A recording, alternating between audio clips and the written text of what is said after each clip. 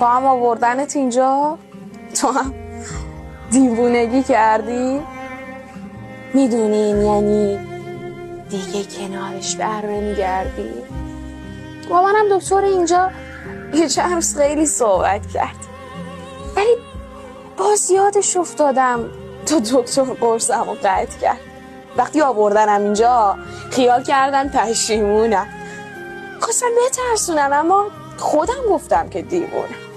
وقتی با دکتر حرف میزد خودم میشنیدم حرفاشو، رضایت نامه بهش دادن، خودم امضا زدم پاشو.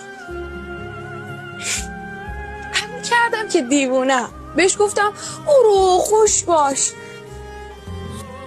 دیوونت بودم عمرم رو، که فهمیدی یه کمه کاش. گفتم گریت چیه دیگه، داری مینالی که چیشه، واسه دیوونه بازیام دلت یه روزی تنگ میشه. نگفت چیزی دم آخر، اصلا چیزی نداشت و رفت. گذاشتم اون بره، اما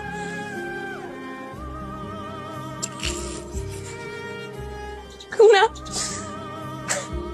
منو گذاشت و رفت. سکوت قبل رفتنت، نماندنت ندیدنت، مرا به این جنون کشید.